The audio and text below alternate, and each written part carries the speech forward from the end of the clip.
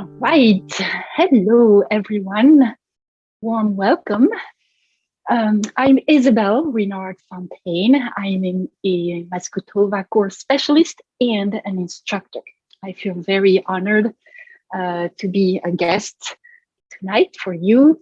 And I am also a physical therapist, and I work with a lot of different population, but maybe if I can put it this way, I would like to share with you that my primary experience with trauma is kind of special. I am in a neonatal intensive care unit, so I feel so blessed and very grateful every day for those little babies.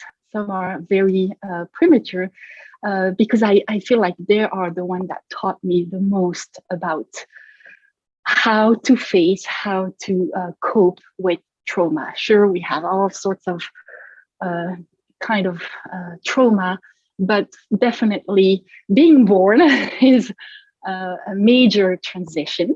We can use the word trauma, but it's more in the sense of a big transition. But when those little babies are born so early, and they are literally in a surviving and a protection mode.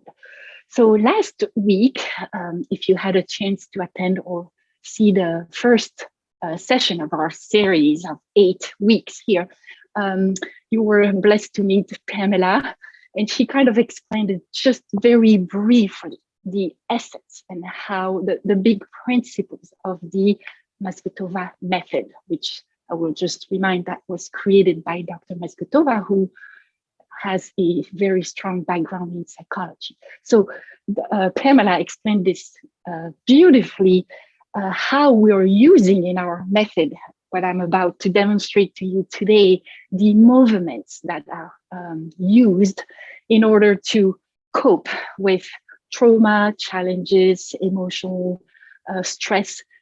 They are taken from what the babies are showing us. And it really goes even further back, not just on day one of life, but in the intrauterine time.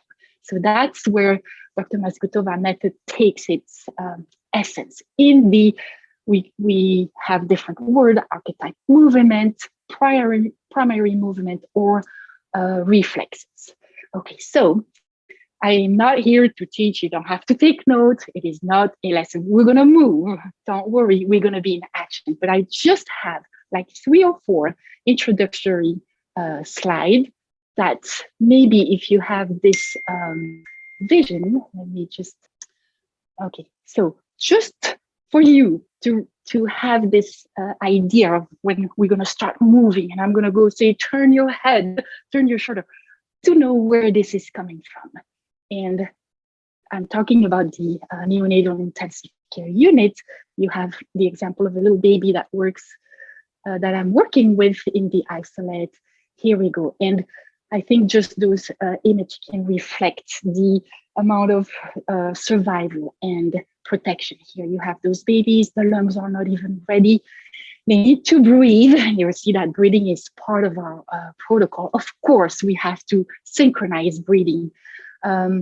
But they're really on a survival state. And how are those little babies those days able to survive and make it? I mean, on the side here, you see this little tiny baby with 650 grams, 24 weeks. And yet today she's 2 years old. I just saw her and she's thriving, and despite the amount of trauma she went through. So what those little babies are using and what do we use as adult and older, it is the infant reflexes, because the purpose why we're gifted with those reflexes at birth, it's the first meaning, it is to survive and be protected. So Dr. Masgutova, with her research, says this is where we need to go back in order to find the keys and survive later on in life. There is just a big misconception that those reflexes are just for babies. You know, when we think about infant babies, reflexes, we think babies. And it's described in literature that they're dizzy people. Now, the big fundamental concepts of Dr. Masgutova's method is that absolutely not. Those reflexes are not disappearing. They are staying in our body, but in a more mature form. And the second in life, we're facing a challenge, a trauma, stress, anything that will be a threat to our body, those reflexes are coming and resurface and will be there to help us survive or being protected. So I have a pretty amazing video here of an unborn baby in utero. And I want you, if you were there last week, to remember what Pamela showed you when she talked about the extension of the body, the pelvis moving. And also this video shows what we're going to do today about the rotation of the spine. Oops. No, it's not, we're gonna dance maybe, but here we go. Do you see how the head is turning? This baby is doing a head rotation. The baby is pushing with the legs. And if you look at the spine and the pelvis here, this is the anterior posterior tilt that Pamela was explaining to you with this movement and trying to push. The baby's having a good time there. It's party time. If there was no uterus wall up there, the baby would be standing up. And you're like, how is this possible that an unborn baby, 20 and something weeks of gestation, has this ability to raise and stand up? This is what reflexes is all about. It's so strong, so powerful. It's genetic. It is given by nature. So those movements are emerging during the prenatal period. And as we go through the 8 weeks, we're going through one movement at a time. Those movements are taken from the development of an unborn baby. They're created by nature, and their first and foremost function is about protection and survival. However, they do not disappear. They will be with us to assist the brain development and to function throughout the whole life. Okay, so here, okay, so today it's about what we call mouth spine rotation. And it is kind of an unusual word, mouth spine. And again, this is not a random title to the movement. There is a rationale behind this. And I have those videos of newborn, again, to try to clarify where this movement that we're about to do is coming from.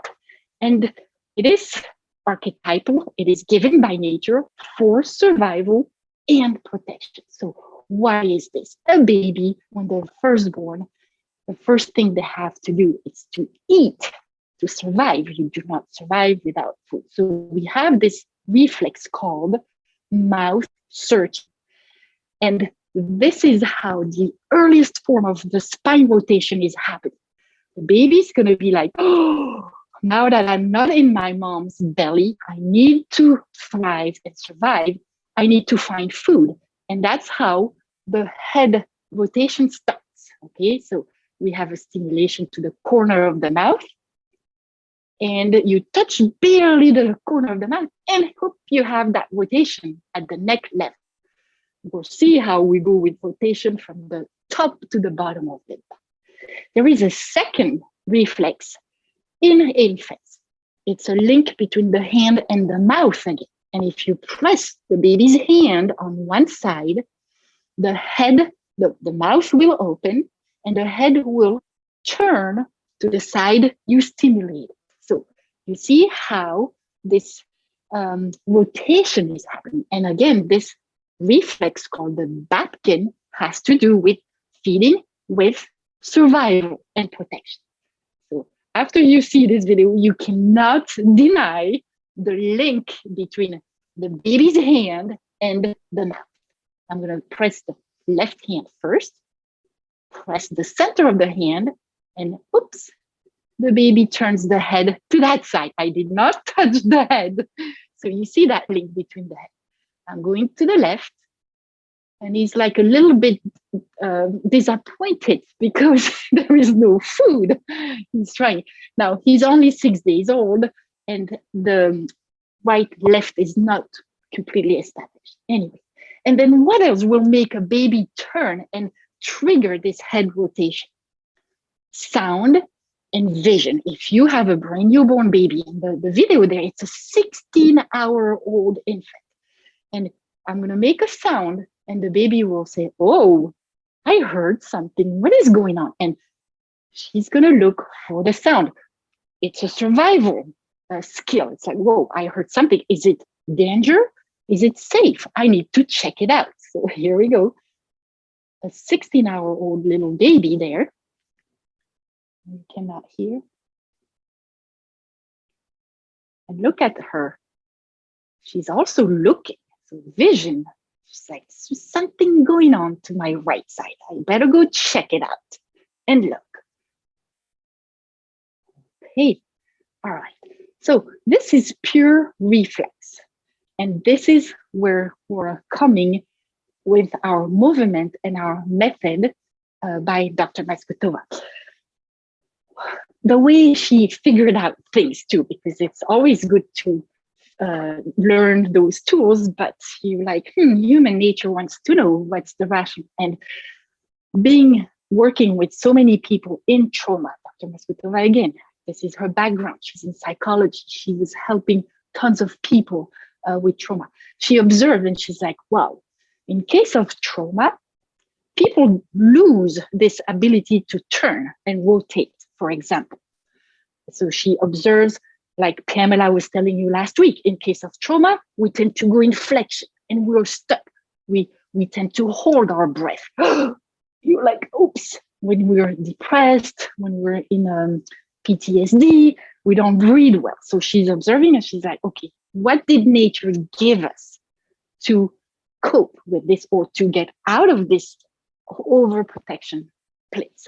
So this is why she came up with the trunk rotation, mouth spine rotation. Because when we are under stress, when we are under PTSD, we are losing the flexibility of our spine. So the exercise here will be about trying to recover this ability to be free and not being tight and stressed. So I want to invite you to stand up and feel this as we're going through. We're all going to stand. I hope you have a little bit of space around you. And the key here, if you can see my feet, when we do any type of exercise, we want a nice base of support. So make sure you have space between your feet and you feel grounded. I mean, this would not work because we don't have enough stability there. If we were this way, this is more challenging. So we want a good base of support. And it seems common sense, but when you work, if you are here being a professional and you want to teach your client or help anyone, those are the little details, because when we are under stress and anxiety and all this, we don't have a good base of support.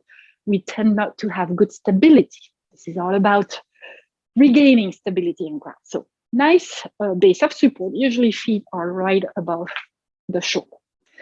We're going to bring our arms up about this height. We're not too high, because you will understand if we're too high, it limits the range of motion. So we're about mid-chest. And the idea with this exercise is to turn segment by segment. So go ahead just with your head. The shoulders and the hips are still facing forward. We'll go with head. Now we're going with the shoulders. Shoulders are rotating. The hips are still looking forward. And I have a little bit of flexion in my knees.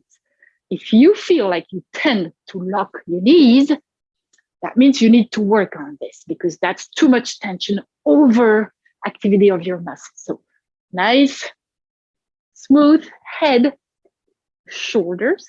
And now we're going with the hips. Okay, so here we are. I'm going to be this view, hips. The leading arm, we'll try to go a bit further. Here we go.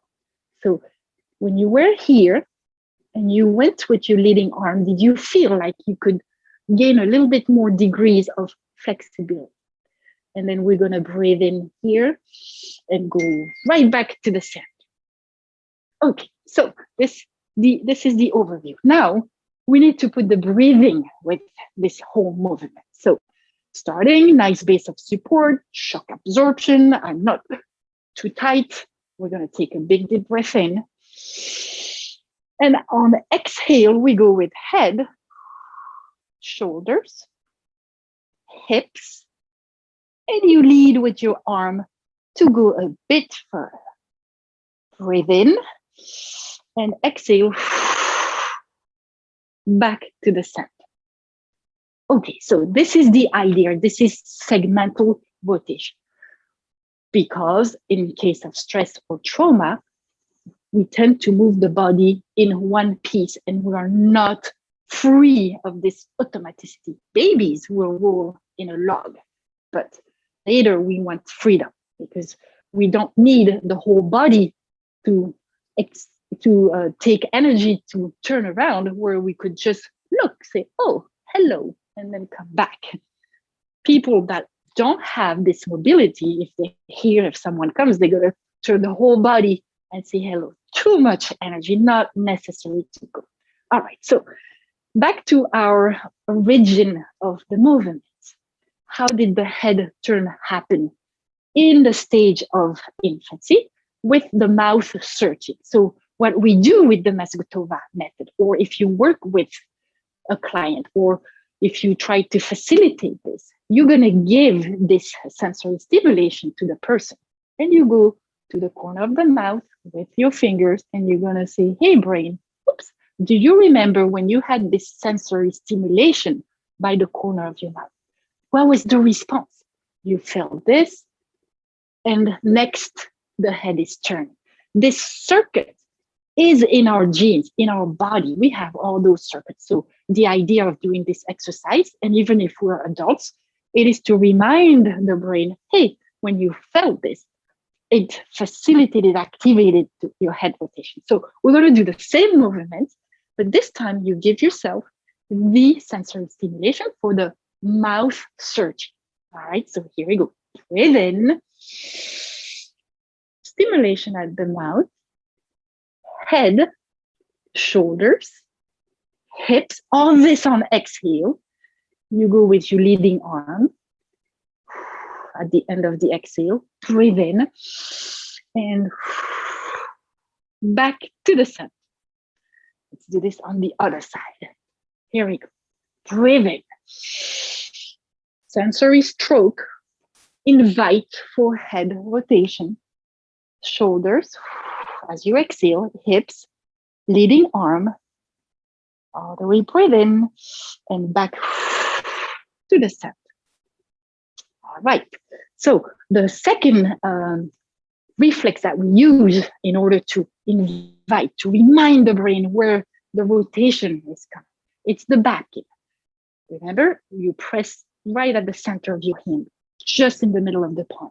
With your thumb, you're gonna be here, press for 7 seconds, inhale, press 1, 2, 3, 4, 5, 6, 7. As you're doing the sensory, your head is turning to the side and a little bit of flexion too. 6, 7. And then we go with the shoulders, with the hips, leading arm, inhale, and back to the center. And it's kind of a dynamic back to the center. That's a reset. All right, other side. You go, press, breathe in. 7 seconds. 1, 2, 3, 4, 5, 6, 7. Your head went, head. And then you go with shoulders, hips, leading arm, inhale, and back to the center. Okay, I hope you're following with me. We've already done 3 reps on each side. Every repetition, you might feel like, hey, my body's accepting a bit better. I can go a little bit further. So we're getting exercise here. It's learning moment with benefit of doing it. What was the other way to facilitate, to remind the brain to do the rotation, to initiate that rotation. It was about vision and sound. Okay, so we're gonna do the segmental with the head. Sorry, we gotta breathe in first. Breathe in. Exhale, head, shoulders, hips, arm. Now, with your eyes, go find a point that makes you look further. Look further away. There. Inhale and back to the center. Okay, and usually when I teach live, and the second I say, look further, I see everybody go like another 2 or 3 degrees further, because your eyes are the leaders. They will take you for more rotation. Here we go. Inhale, head, exhale, shoulders, hips, leading arm. Now look further, look further. There, take a big deep breath in and back to the center. Huh. So what we're doing, I'm a physical therapist and I worked so many years before I knew this. And sure, I had tons of people coming where the goal was to increase spine flexibility. And I worked without vision for years, not really thinking. And then I'm like seeing the babies and understanding, and I'm like, why I never used this as a sensory trigger to help. And I want you to understand this maybe a little better. So you can sit if you're standing up. I'm going to ask you to shift your eyes to the right and rotate your head to the right. Back to the center. Shift your eyes to the left and rotate your head to the left. I hope this is fairly easy for you. Okay, now we're going to shift the eyes to the right and rotate your head to the left. Let's try this. Oh, okay, back to the center.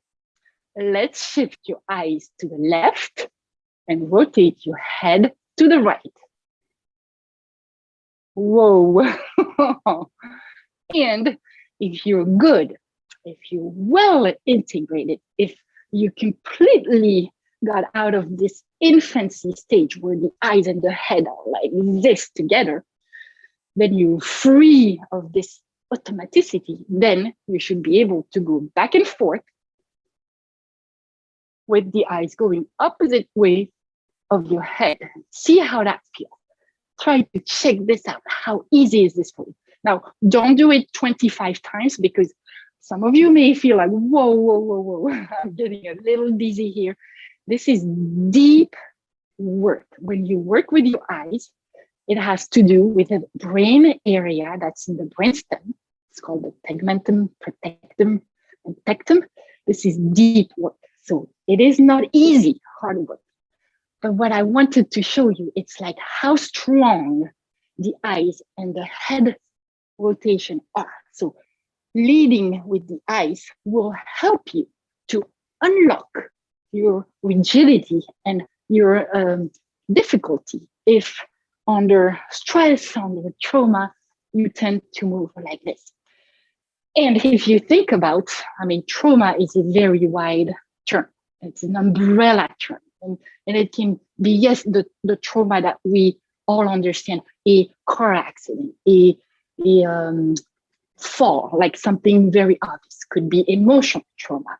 But Dr. Masgutova extrapolated the word trauma to genetic disorder. It's a trauma to the brain. And then this is how she ended up having those techniques also for medical conditions, on more than medical. But primarily, everything was born to deal with the psychological and emotional trauma. But what I was going to say is, like, if you think about aging, when we get old, all the structures in our brain are kind of going a little bit down. And what do we lose as we age? We lose spine flexibility. We lose our rotation. We're losing our vision. So everything is together. If you think about Parkinson's disease, this is also about rigidity in the spine. This is a major trauma to the brain, to the nervous system. So it will be, and with Parkinson's disease, for instance, this movement, this as simple as it is showing amazing results for the Parkinson patients because we are trying to free up the horizontal plane, and we are going in the brain at the moment where all those movements were super expressed and were serving the best for survival and protection. All right, we're going to do another set of this movement. And now I want you to think when you do it that this movement is also amazing for memory. And we all know that under stress, we can go in a frozen state and it will freeze the memory center, which is called the hippocampus in the mid-interbrain. So I had this not long ago. I had to place a 911 call. I was in such a panic. I was not breathing. I was in the withdrawal. And the dispatcher says, "What is your address?" I could not retrieve this information from my memory center because stress will come and freeze you. Okay, so this movement, it is not by chance. Everything is coherent, works the memory. And how do Dr. Masgutova know this? Well, she had, her research had individuals hooked to a brain mapping tool. And as she has the people do the movement, the brain mapping, which is the imaging of the brain, but it doesn't give an image of the structure. It shows the activity of the brain. What does she see when people were doing those rotations? The hippocampus was like, woo, super activated. So this is how she knows and discovers what movement does what at the brain level. And again, with age, we're losing memory, we're losing spine flexibility. With Parkinson, with scoliosis, with a lot of other medical, but with stress and trauma, absolutely, definitely, we need to work on our whether short-term or long-term memory. So here we go. Take a big deep breath in. You can see there. Inhale. Exhale, we go head, shoulders, hips, leading arm, and go look further. All right, pause there. You're looking further. You found a point. I mentioned now we're going to do auditory. Remember, if you make a sound, the baby's going to look. So we are saying now, listen further. Listen further. Okay, inhale. And back to the center. Other side. Inhale. Exhale. Head. Just your head. Don't move the rest. Now shoulders.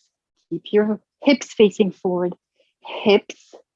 Leading arm. Did you notice that my leading arm is a bit lower than the other one?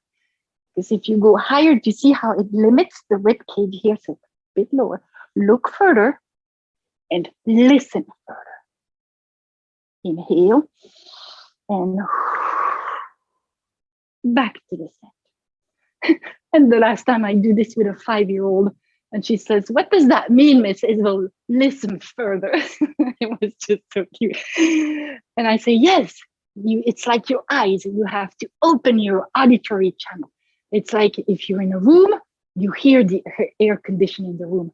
But then if you listen further, you're going to hear the motorcycle down the street. This is opening your auditory channel. And if also you think about hard hearing or not hearing well, when you want to hear, you go and you turn to the sound. You're opening your ears. Ears and eyes are working together. The point is that hearing will help to free your spine and get more flexibility. Okay, talking about hearing and auditory. When you observe individuals that are going through stress, trauma, sad emotions, anything like this, what is going on with the auditory system? can become completely shut down. All of a sudden, you don't hear anything. You're like turned shut down. Or you have the opposite. Everything is irritating. It's hypersensitivity. You can't stand any sound. And again, sorry for bringing this back, but aging, and I will talk for myself. I've had children. I've worked with children all my life. And I find myself like not so tolerant when I go to a daycare and I have 22-year-olds screaming like, my auditory system. And it puts me in a rule of okay, so the hearing system in situation of trauma and stress will be affected. And this movement, again, will work that aspect of the body. All right, so let's do it again. We're going to get this work in our body. You're going to feel better after this number of repetitions. Here we go. Take a big deep breath in. And we go head on exhale, shoulders, hips. Move the leading arm. Look further. Listen further. Take a big deep breath in and back to the center. Other side. Inhale. Exhale with head, shoulders, hips, leading arm. Look further and listen further. Inhale and back to the center. Okay, when you do your rotation, I'm going to put my camera more on my lower limbs.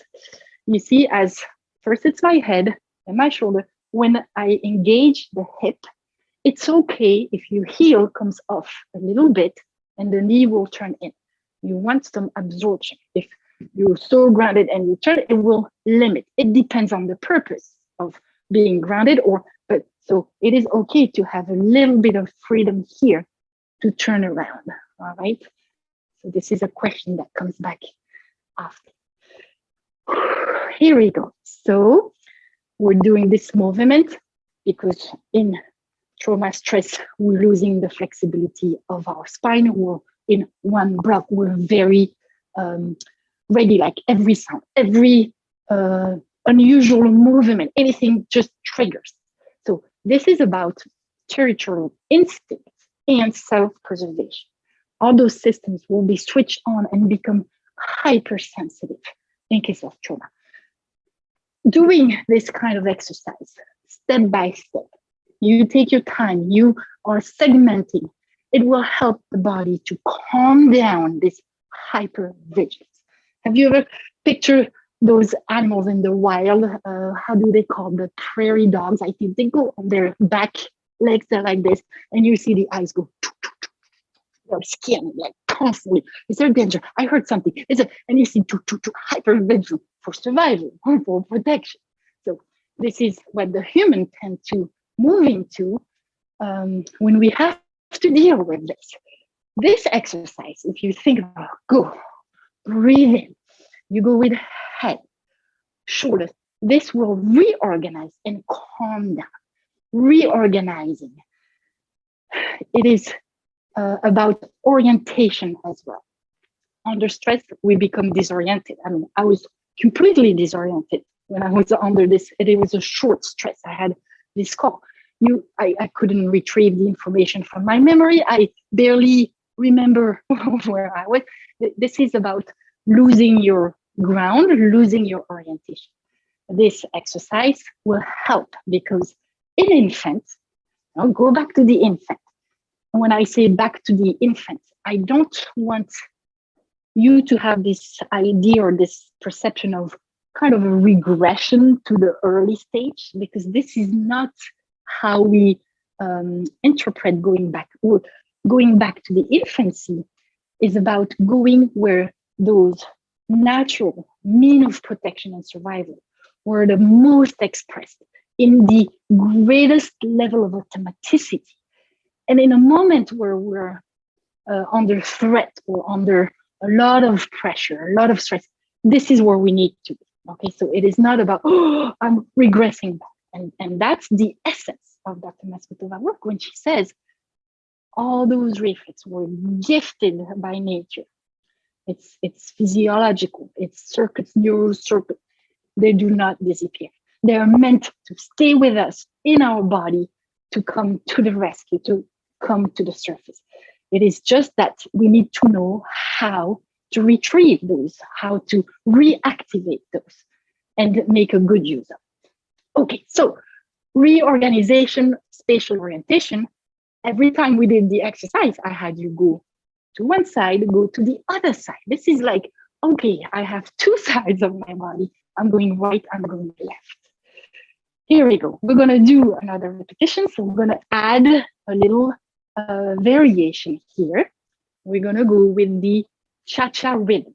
In our method, we have a lot of, so we go breathe in, head, shoulders, hips, leading arm, look further.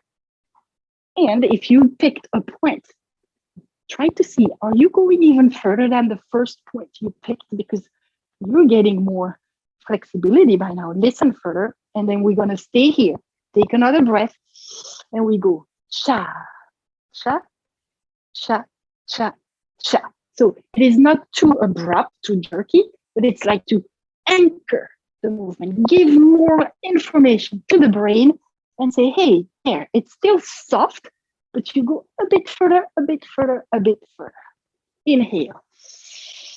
And on exhale, exhale through the mouth, cha, cha, cha, cha, cha. Inhale, exhale, cha, cha, cha, cha, cha. Breathe in, and now we're back to the center. Woo! I don't know about you, but hey, I feel, now we don't want to push. If this is your max, it's okay. You go according to your body's ability.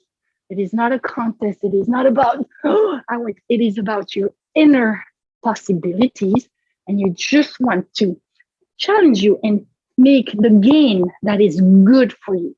Okay, so I don't want you to say, oh, Isabel said we have to go.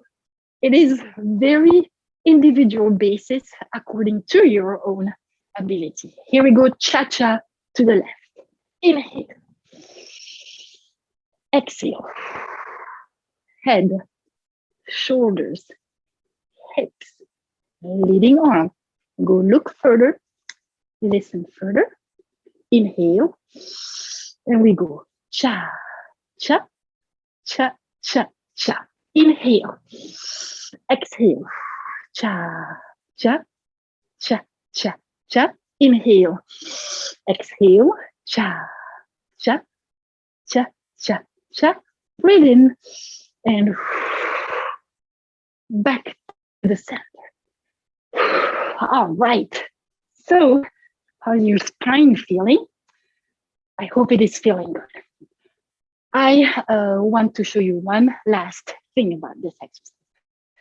The whole series that we're presenting are about self-initiating. So that means we can all do it for ourselves. In our work, we also have everything called facilitated. This is when you are helping someone to do this for them. Pamela last week was showing how she could work on a person, either standing up, sitting, or on a table.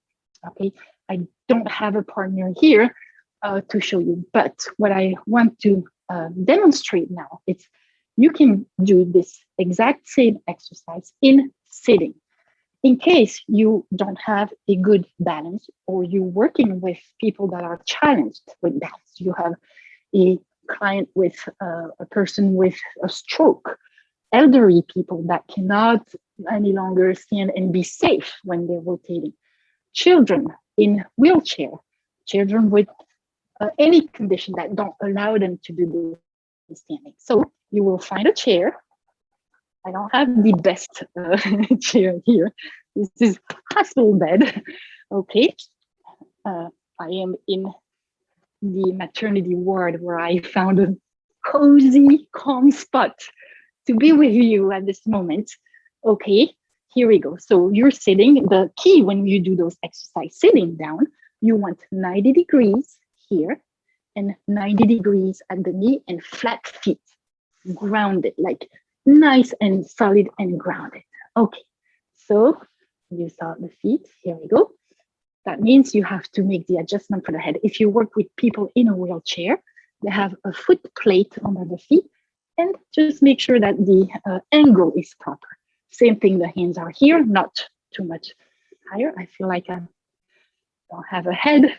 Okay, and here we go. We take a big deep breath in and go head, shoulders, hips, and leading arm. Look further. You can still look further and listen further. Breathe in and back to the center. Actually, this is really good because you feel like now your lower body is stabilized. So when you worked with people that are standing and you try to teach them this segmental, and what they do, they don't have this flexibility for them. So they start moving and they say, oh, look, I can look so far behind, but they are not separating. They are not doing, and this is why they need this exercise so much.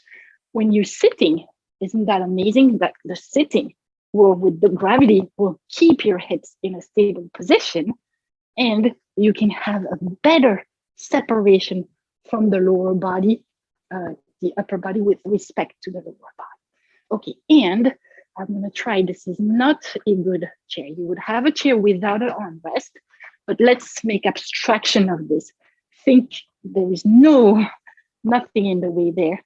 What you can do, you go, sorry for the movement here, you go head, shoulders, hip, and then you would move your leg to the side, like the corner of the chair, and finish to go further. This, by putting your foot out more, will give stability and be safe. So you don't want anyone to end up falling off the chair.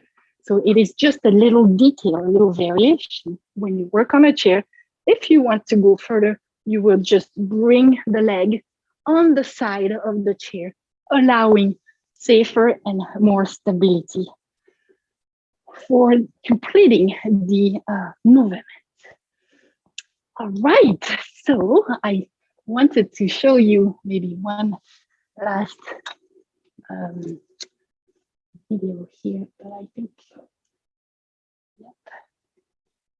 What we've been working, it's amazing how children can do this. Look at this little girl, and oops, here she goes. That's how baby roll over from back to belly, belly to back. All right, and yet they don't have to stand up and learn this because this is about genetic, coded, given by nature. And this is the essence of the work of Dr. Masgutova. So I hope that you could have a little bit of experience in your own body.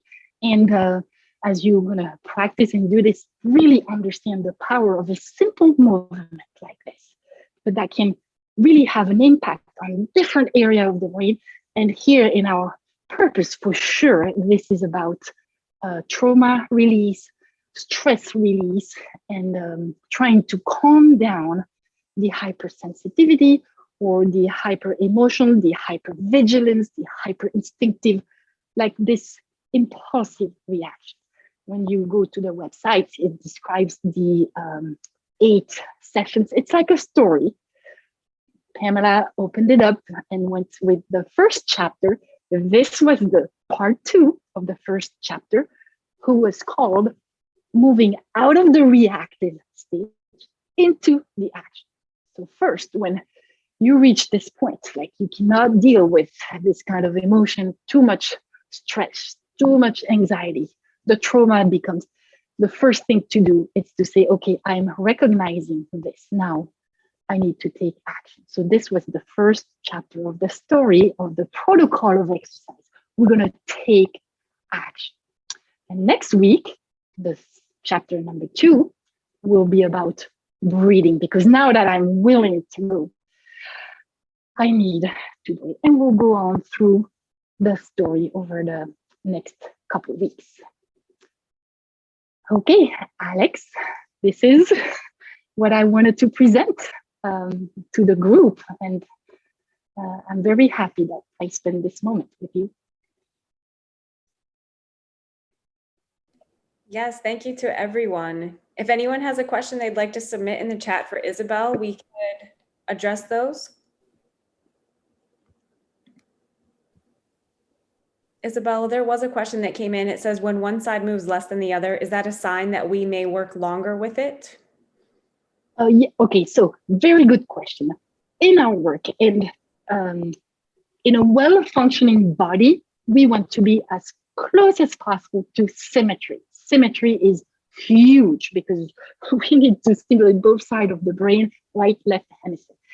Dr. Masgutova, through her research, noted and described that in case of stress, trauma, depression, any type of challenged mental health, one of the biggest signs is asymmetry.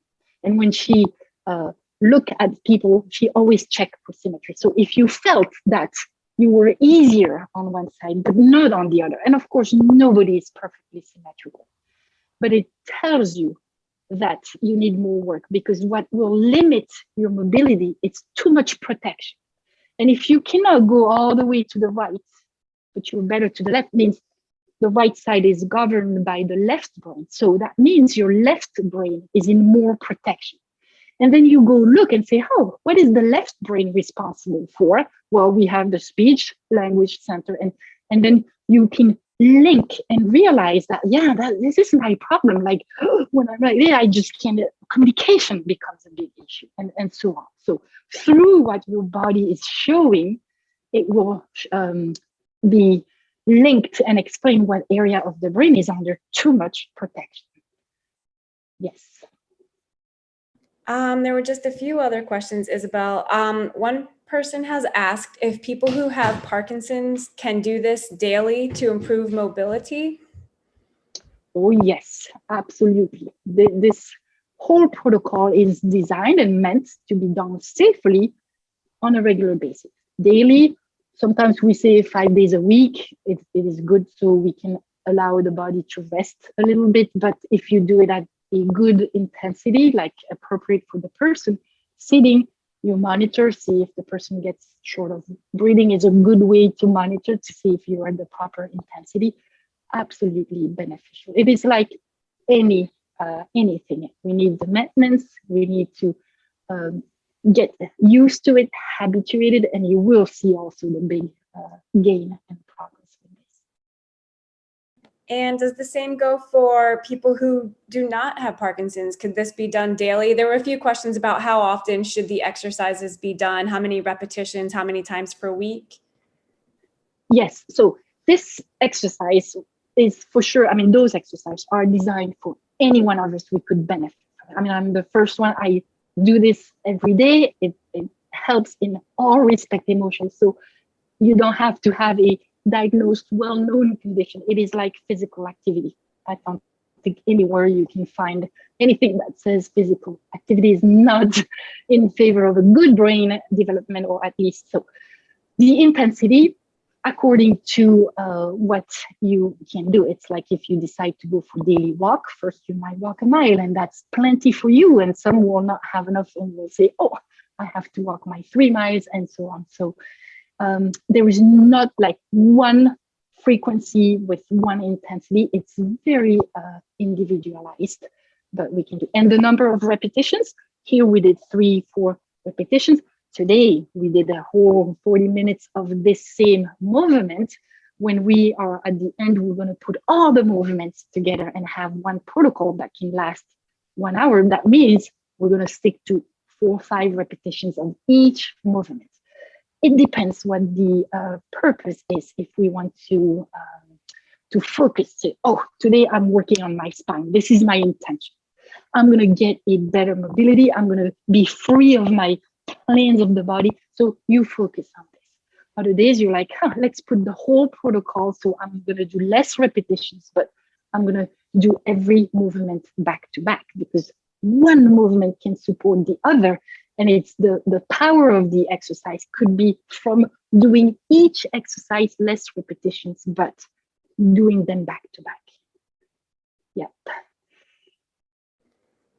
And I think the final question we have time for today, Isabel, is just saying, if I'm not a physical therapist or a doctor, would I have to refer a client to somebody who specializes in this method? Okay, there is two intention. You are either wanting to help and you can do some movement exercise. This is open for everyone. In our work, we invite parents, we invite children. So absolutely safe to do it this way. Again, you may need for some people with more complicated medical reservation and precautions.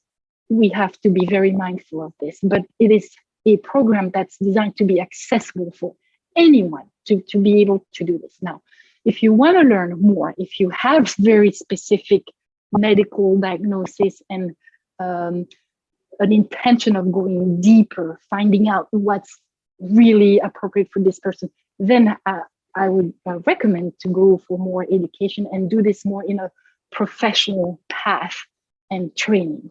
So this is really the two sides of this method. It's meant to be easy, simple, profound, to really help massive amount of people. And then we are on the other side with a very deep professional path with a higher level of education in this topic. Yeah. Oh, Isabel, I'm sorry. Somebody did ask a question. How come we stop touching the side of our mouth? When we were doing the process, we had started by touching the mouth and then we stopped doing it. Is it something that, could you just reflect on that, please? Yes. Okay. So I demonstrated the possibilities to initiate the movement. You can do it at every repetition. I just didn't want to overload with too many information. So I kind of broke it up, first showing one at a time. But you could definitely say, hey, here, let's do the whole. You start with the sensory, head, shoulder, hip, arm, vision, auditory, breathing, cha-cha-cha, and return and go back. You can do it the way you want. It's just because when you give a lot of instructions and many steps, it can be difficult for the person to follow, depending on the level of your person. But putting the sensory stimulation first will always be supporting your intention of activating the movement. So it can be done every single time. Yes.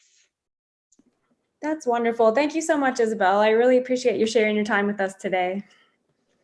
It was a great pleasure for me. And I think it's me again next week for the second chapter. And we're going to breathe together. But we are a team. We have fabulous people in the team. But I hope I have the pleasure to see you again then next week. And thank you so much, Alex, on the behalf of your foundation for having us as a guest. And Rebecca was the one from the Masgutova part that really did an amazing job setting all this up. We're all in this together, right? No one can claim that we have no trauma, no challenge, nothing to face. It is not the reality.